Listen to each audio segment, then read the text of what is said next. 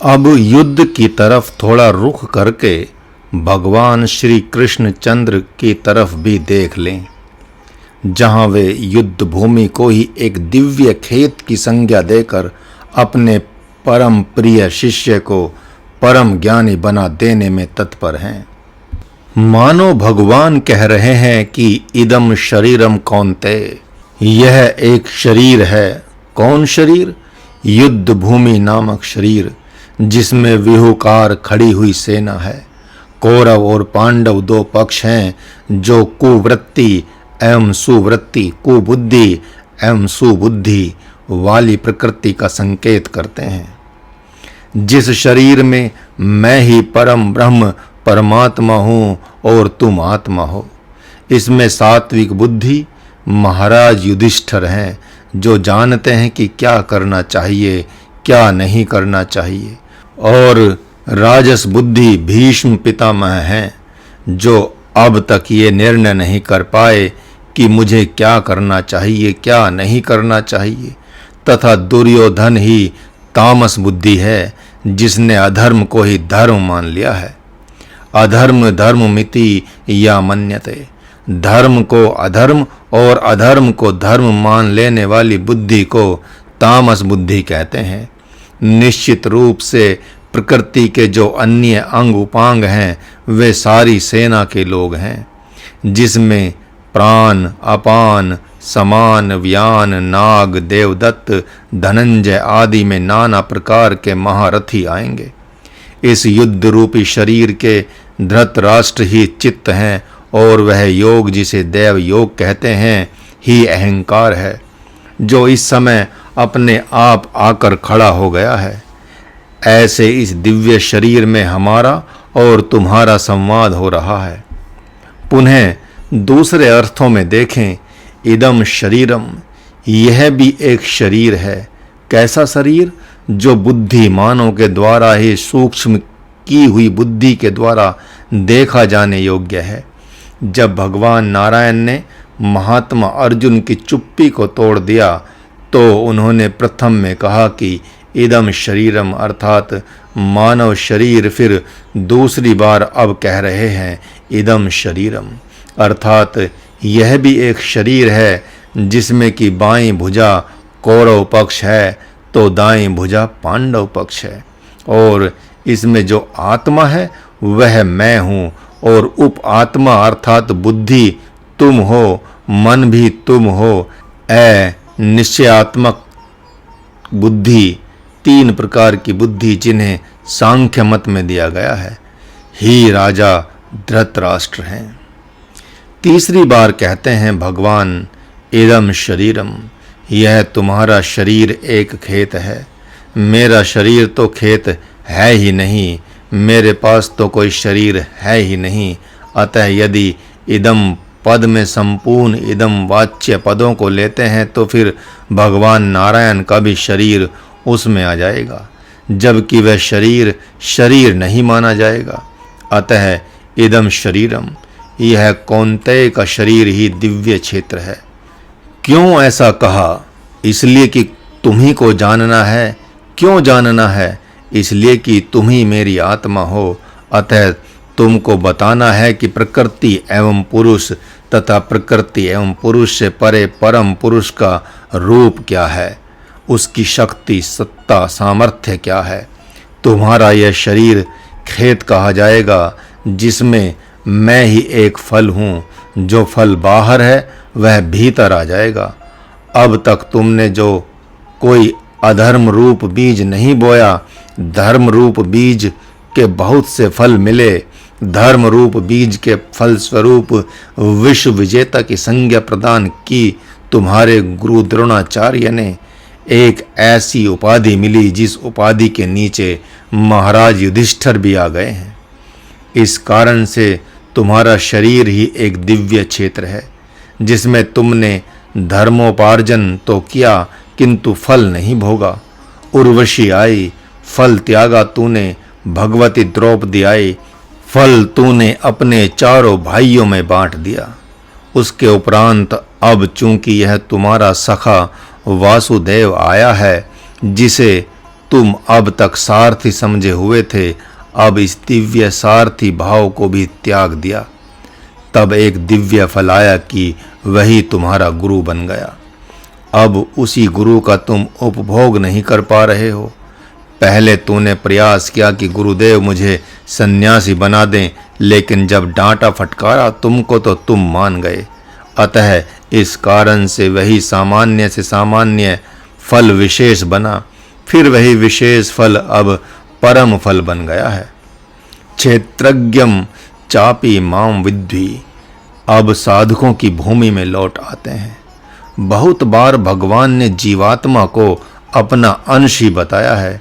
यहाँ भी इस मंत्र द्वारा स्पष्ट हो रहा है कि भले ही सांख्य क्षेत्रज्ञ अर्थात बुद्धि को पृथक एक तत्व माने, लेकिन भगवान इस बात से सहमत नहीं है। वे स्पष्ट कर रहे हैं कि संपूर्ण क्षेत्रों में, शरीरों में जो जीवात्मा है वह मैं हूँ, वहाँ दूसरा है ही नहीं। अर्थात जो शक्ति सामर्थ्य मेरे में है वही उस जीवात्मा में है, किंचन मात्र भी अंतर नहीं है। इस न्याय से तो साधकों को निराश होने की आवश्यकता ही नहीं है।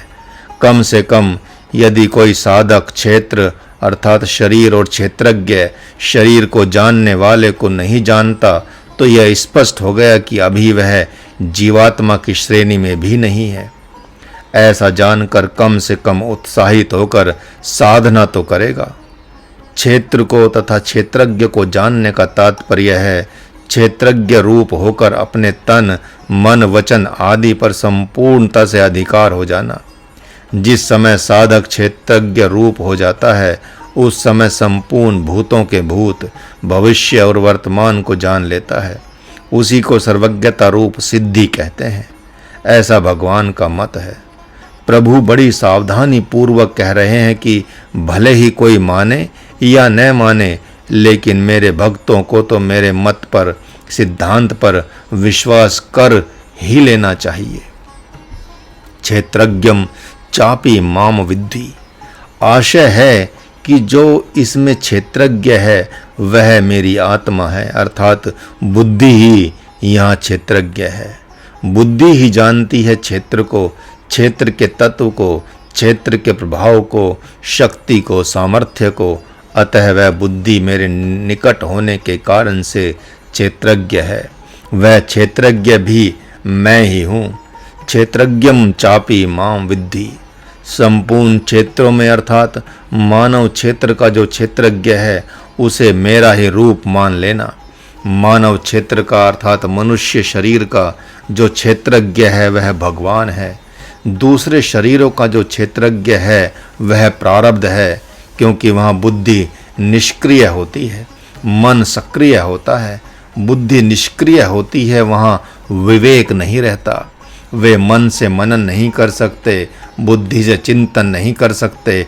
अतः वहाँ उनकी बुद्धि प्रारब्ध है, संस्कार ही उनकी बुद्धि है। संस्कार जिधर ले जाना चाहेंगे उधर चल देंगे। जैसे 1000 बार पशु को आप डंडे से पीटते हैं, लेकिन हरा चारा किसी के खेत में दिखाई पड़ता है तो दौड़ पड़ता है। कुत्ते की चाहे जितनी पिटाई करें, उसके स्वभाव में कोई अंतर नहीं आता, क्योंकि वहाँ बुद्धि सोई हुई है। होहिम निरामिष कबहू की कागा। चाहे जितना आप शाकाहारी बनाना चाहे कौवे को, तो क्या वह शाकाहारी बनेगा? ऐसा हो ही नहीं सकता। क्यों? इसलिए कि वहाँ का क्षेत्र जो है क्षेत्रज्ञ है, जो भगवान है वहाँ नहीं है। अर्थात भगवान वहाँ पर है लेकिन मौन है। वहाँ पूर्व का पाप ही क्षेत्रज्ञ है, जो दुख देने के लिए कौवा बना दिया है उस पुरुष को। हो ही उलूक संत निंदारत। कौन? संतों की निंदा करने वाले उल्लू होते हैं। अतः वहाँ पाप ही स्वामी होता है उस उल्लू का, जिसे सूर्य भी दिखाई नहीं पड़ते। सूर्य दिखाई पड़ जाएंगे तो कुछ शक्ति प्राप्त हो जाएगी। नार के पुरुष को सूर्य दिखाई पड़ेंगे तो उसमें कुछ मेधा शक्ति आ जाएगी। अतः सिद्ध है कि मानव शरीर ही प्रभावशाली है। कैसा प्रभावशाली? यही कि प्रारब्ध भी भोगेगा और प्रारब्ध को भोगते हुए भगवान का आवाहन भी करेगा, भगवान को भी आत्मसात कर लेगा। लेकिन यदि स्वतंत्र हो गया तो उत्पात मचा देगा। जैसे सुपर्णखा स्वतंत्र हो गई, जिमी सुतंत्र भय बिगरही नारी। बरसात के दिनों में मेड़ टूट जाते हैं, जब क्यारियां अर्थात खेत जल से भर जाते हैं। हर मिट्टी के कण में, उसके रोम रोम में जल भर जाता है, दलदली मिट्टी हो जाती है वहाँ पर, अतः मेड़ टूट जाते हैं। वैसे ही स्त्री स्वतंत्र छोड़ देने से बिगड़ जाती है, सुपर्णखा बन जाती है। बहुत आदर मान देने से कैकेयी बन जाती है। कैकेयी का तात्पर्य कई कई यानी द्वैतवाद आ जाता है उसमें। सदा सर्वदा राम को देखने वाली कैकेयी अपने पुत्र भरत को देखने लगेगी, नानात्व आ जाएगा, उसमें दुर्बुद्धि आ जाएगी।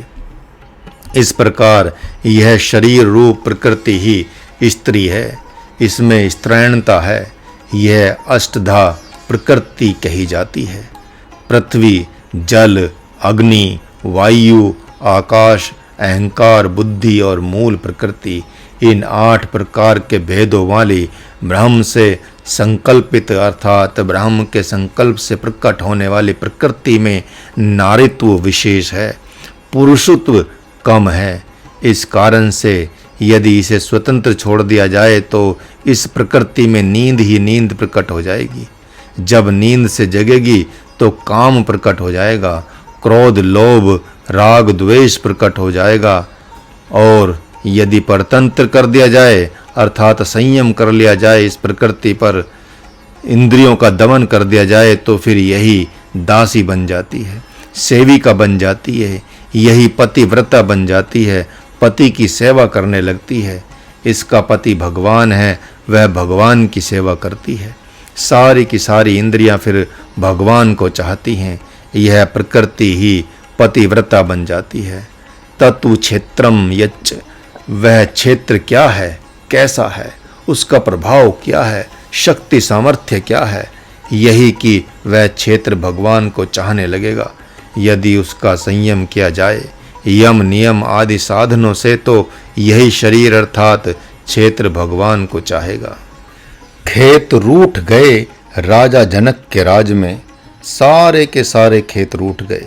बीज डाला जाता था लेकिन उगता नहीं था, और खेतों के दुखी होने से इंद्र आदि देवता कुपित हो गए, इसलिए कि उन्हीं खेतों के किसी एक भाग में भगवती सीता घोर तप कर रही थी। इस कारण से राजा जनक के राज्य में जो भी खेत थे वे अन्न पैदा नहीं करते थे। जब राजा जनक ने हल चलाया तो भगवती सीता वहां से प्रकट हो गई। तब घोर वृष्टि हुई और वे खेत अति प्रसन्न हो गए। तपती हुई भगवती सीता को महाराज जनक ने प्राप्त किया। प्रभावश्च, किसी प्रभाव वाला वह खेत है तो कहते हैं शक्ति प्रदाता भी है, शक्ति धाता भी है। ये खेत शक्ति को धारण करने वाले हैं। कौतुक देखत सैल बन भूतल भूरी निधान।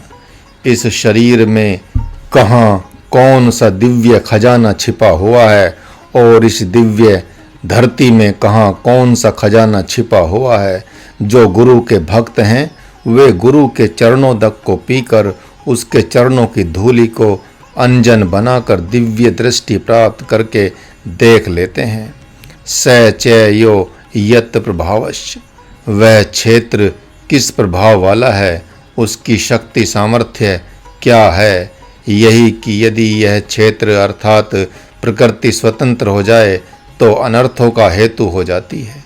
इसमें काम, क्रोध, राग, द्वेष रूपी बीज फूल फल बनकर उत्पात मचाना शुरू कर देते हैं। यदि इसमें अपने अनुकूल बीज न बोया जाए तो पहले के बीज ही इसमें बड़े क्रूर कर्मा हो जाते हैं और क्षेत्रज्ञ पर बड़े भारी पड़ जाते हैं। परिणाम होता है कि जिस बुद्धि में भगवान आ सकता है, जिस बुद्धि से भगवान का आवाहन किया जाता है, उसी बुद्धि को ये अपने घेरे में कर लेते हैं और वही क्षेत्रज्ञ काम, क्रोध आदि का आवाहन करने लगता है। लेकिन परतंत्र हो जाए अर्थात संयम से इसे वश में किया जाए तो वैष्णवी शक्ति प्रकट हो जाती है, जो रोम रोम में सोई सी है। उस क्षेत्रज्ञ का क्या प्रभाव है? यही कि जब क्षेत्रज्ञ संयम के साथ रहता है तो फिर जिस शक्ति से क्षेत्र को जानता है उसी शक्ति से ब्रह्म को जानता है। अब तक क्षेत्रज्ञ को बताया, लेकिन तीसरा एक दोनों को जानने वाला है, जो क्षेत्र को जानता है, क्षेत्रज्ञ को जानता है, वह परम क्षेत्रज्ञ ब्रह्म ही है। ब्रह्म के अभिमुख होने के कारण से यह कहा जाता है कि बुद्धि भी ब्रह्म को जानती है, अतः आत्मा कहलाती है, जीवात्मा कहलाती है। उस क्षेत्र को, उस क्षेत्र में रहने वाले को, विकारों को अर्थात घास फूसों को भी बताऊंगा और इनमें कौन कौन से बीज डाले जा सकते हैं इसे भी बताऊंगा। वह ब्रह्म क्या है इसे भी बताऊंगा। अब भगवान प्रमाण दे रहे हैं कि किन किन लोगों ने जो मैंने कहा है वैसा ही किया है। अतः वे कहते हैं, इस क्षेत्रज्ञ तथा क्षेत्रज्ञ की आत्मा परम ब्रह्म परमात्मा के स्वरूप तथा शक्ति सामर्थ्य की बात ऋषियों ने वैदिक मंत्रों के द्वारा बहुत प्रकार से कही है, तथा महर्षि व्यास ने तो ब्रह्म सूत्र नामक ग्रंथ में इसी का सांगोपांग विवेचन किया है।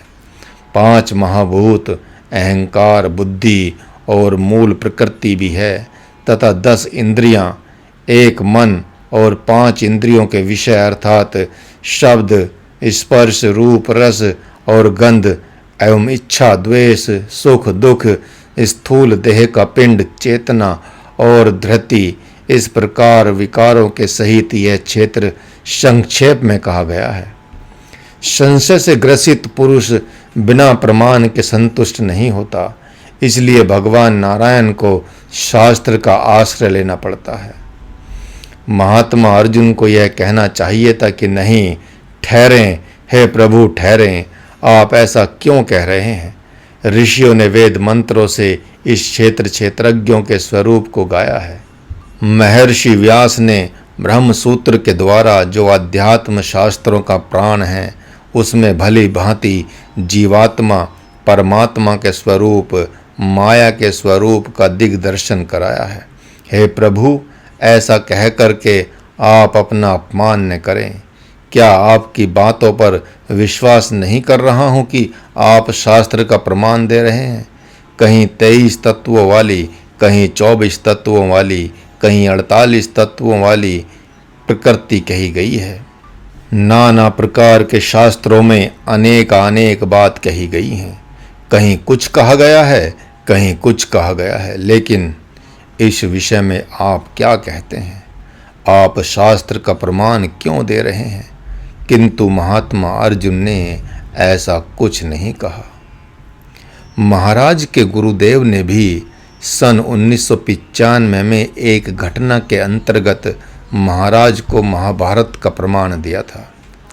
तब महाराज ने कहा था कि गुरुदेव, आप जब शास्त्र का प्रमाण देंगे तभी मैं आपकी बात पर विश्वास करूंगा। मैं तो मात्र इतना ही कह रहा हूं कि अमुक दृष्टांत आपके ग्रंथ में शोभा नहीं देगा। अपवाद साधक को छोड़कर इस दृष्टांत का अन्य साधक दुरुपयोग करेंगे। वैसे तो आपने मुझे जो बात बताई है, ऐसा यथार्थ समाधान तो कोई विरला ही कर सकता है। ऐसी गूढ़ात्मक बात की तो कभी मैंने कल्पना भी नहीं की थी।